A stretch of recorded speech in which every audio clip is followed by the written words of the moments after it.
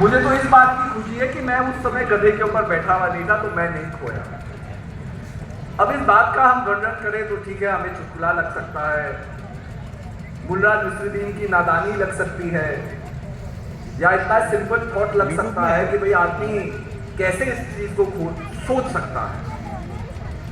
लेकिन अगर हम भी बारीकी से अपनी जीवन की कहानियों को टटोले तो हम मुल्ला नसरुद्दीन से ज्यादा इंटेलिजेंट नहीं है।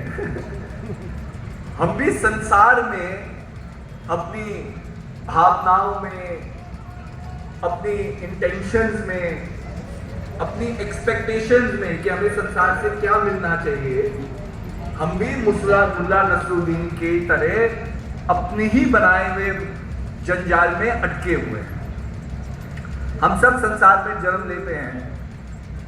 जब युधिष्ठिर महाराज को यक्ष पूछते हैं कि ये बताओ दुनिया की सबसे अद्भुत चीज क्या है, तो युधिष्ठिर महाराज क्या कहते हैं कि दुनिया की सबसे अद्भुत चीज है मानव का मन।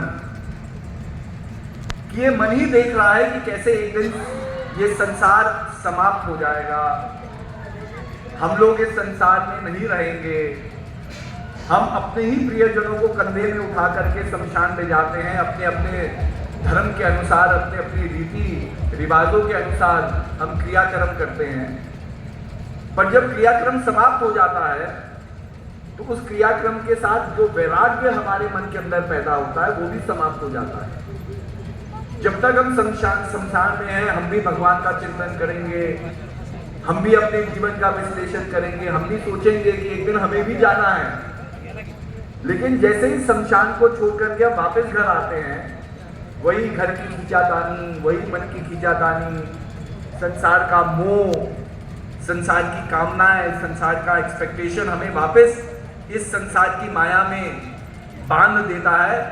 और वो जो पल भर का वैराग्य हमारे अंदर उत्पन्न हुआ, जो हमें सही दिशा पे ले जाएगा, सही प्रश्न को पूछेगा, वो वैराग्य की भावना समाप्त हो जाती है और हम भूल जाते हैं कि हमें कभी संसार को छोड़ करके जाना है। इसलिए मानव का मन सबसे अद्भुत है। तो हमारे महान पुरुष कहते हैं कि संसार की माया तो संसार की माया है, इसका एक तोड़ है। अगर आप अपने काम से मोहित है तो अपने काम का त्याग कर दीजिए। अगर आप अपने परिवार से मोहित है तो अपने परिवार का त्याग कर दीजिए। पहले जमाने में, पुराने जमाने में क्या होता था, हम 4 अवस्थाओं में अपने जीवन को बांटते थे। 4 अवस्थाओं की 4 जिम्मेदारी थी। अगर आप छोटे हैं तो जीवन में हंसना खेलना आपकी जिम्मेदारी है, आपको और चीजों के बारे में फोकस नहीं करना।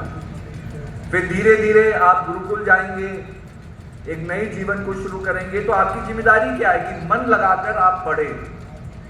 फिर धीरे धीरे आप घर गृहस्थ जीवन में जाएंगे तो उसकी जिम्मेदारी आप अपने परिवार का सृजन करें, अपने परिवार की जरूरतों को पूरा करें। और फिर एक समय आता था कि जब आदमी तृप्त हो जाता था जीवन को जीते जीते, सैटिस्फैक्शन पे आता था, और उस सैटिस्फैक्शन के आने के बाद आदमी को ये लगता था कि भाई अब हमने सारे भोगों को भोग लिया, अब हम प्रभु को पाने का जो आखिरी कदम है उसको उठाए। तो लोग वन प्रस्थानम के लिए निकलते थे। वन प्रस्थानम क्या होता था कि हर चीज अपने संसारी रीति रिवाजों को निपटा करके हम केवल एक इंटेंट से जा रहे हैं कि अब हम भगवान की खोज करेंगे। तो ये एक संपन्न जीवन था। मतलब जब आदमी रिटायरमेंट की एज पे आता था तब वो संसार से अपने मन को हटा करके भगवान में अपने मन को लगाए।